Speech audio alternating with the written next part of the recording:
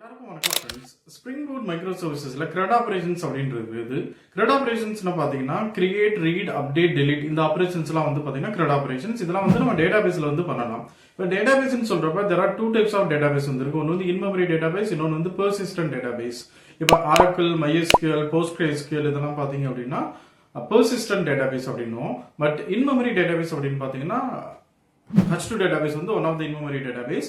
இதையே in-memory database அப்படின்னு சொல்றது பாத்தீங்கன்னா நீங்க உங்க அப்ளிகேஷன் அப் பண்றப்ப இந்த டேட்டாபேஸ் வந்து அப் ஆகும், நீங்க டவுன் பண்றப்ப இந்த டேட்டாபேஸ் டவுன் ஆயிரும். இது வந்து நீங்க எக்ஸாம்பிள் வந்து ஒரு ப்ரூஃப் ஆஃப் கான்செப்ட் இந்த மாதிரி பண்ணணும்னா நீங்க உங்களோட அப்ளிகேஷன்லயே வந்து இந்த டேட்டாபேஸ் வந்து எம்பர்ட் ஆயிருக்கும்.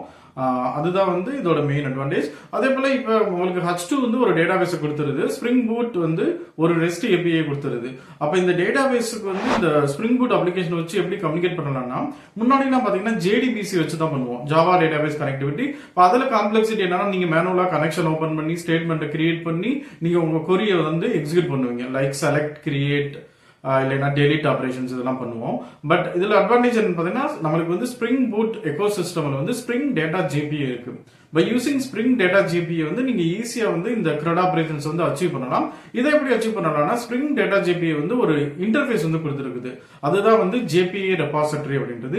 இந்த JPA ரெபாசிட்டரி வந்து ஒரு அப்ஸ்ட்ராக்ஷன் லேயர். இதுலயே பாத்தீங்க அப்படின்னா உங்களுக்கு கிரெட் ஆபரேஷனுக்கு தேவையான எல்லா மெத்தட்ஸுமே வந்து இருக்கும். நீங்க ஜஸ்ட் இந்த இன்டர்ஃபேஸ் வந்து எக்ஸ்டெண்ட் பண்ணிட்டு நீங்க வந்து ஈஸியா வந்து இதை கால் பண்ணிக்கலாம்.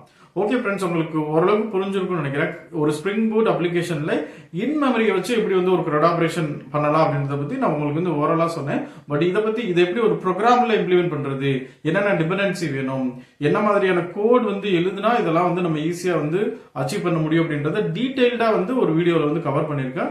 அந்த வீடியோவை இந்த ஷார்ட்ஸ்ல வந்து லிங்க் பண்ணிருக்கேன். ஸோ மறக்காம செக் அவுட் பண்ணிட்டு நீங்க ஹேண்ட்ஸ் ஆன் பிராக்டிஸ் பண்ணி பார்த்துட்டு உங்களோட கமெண்ட் வந்து ஷேர் பண்ணுங்க.